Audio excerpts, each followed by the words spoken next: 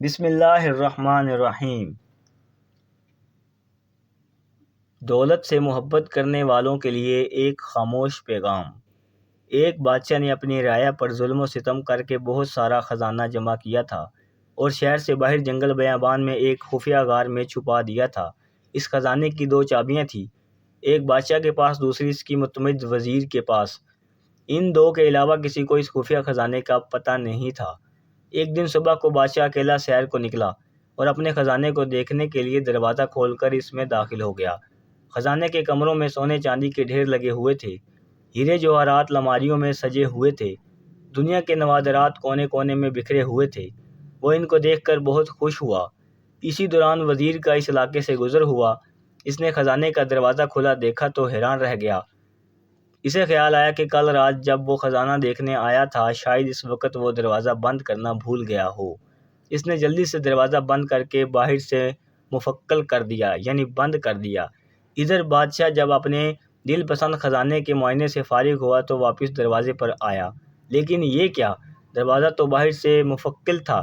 اس نے زور زور سے دروازہ پیٹنا اور چیخنا شروع کیا، لیکن افسوس اس کی آواز سننے والا وہاں کوئی نہ تھا۔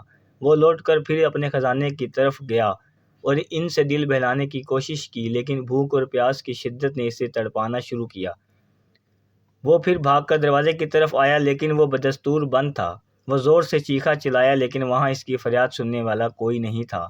وہ نڈھال ہو کر دروازے کے پاس گر گیا۔ جب بھوک پیاس سے وہ بری طرح تڑپنے لگا تو رینگتا ہوا ہیروں کی تجوری تک گیا۔ اس نے اسے کھول کر بڑے بڑے ہیرے دیکھے جن کی قیمت لاکھوں میں تھی۔ اس نے بڑے خوشامدانہ انداز سے کہا، اے لاکھ پتی ہیرو، مجھے ایک وقت کا کھانا دے دو۔ ایسا لگا جیسے وہ ہیرے زور زور سے کہکا لگا رہے ہوں۔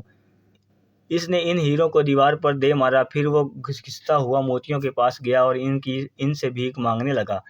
اے آبدار موتیوں، میں ایک گلاس پانی پلا دو۔ لیکن موتیوں نے ایک بھرپور کہکا لگایا اور کہا، اے دولت کے پجاری، کاش تو نے دولت کی حقیقت سمجھ لی ہوتی۔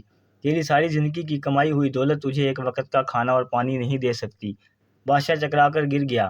جب اسے ہوش آیا تو اس نے سارے ہیرے اور موتی بکھیر کر دیوار کے پاس اپنا بستر بنا لیا اور اس پر لیٹ گیا۔ وہ دنیا کو ایک پیغام دینا چاہتا تھا، لیکن اس کے پاس کاغذ اور قلم نہیں تھا۔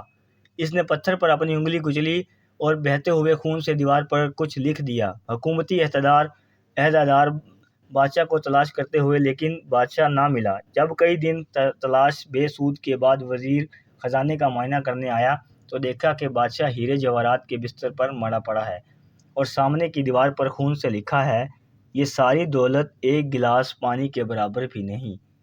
استغفار۔ اللہ پاک ہمیں نیک عمل کرنے کی توفیق دے، آمین ثم آمین۔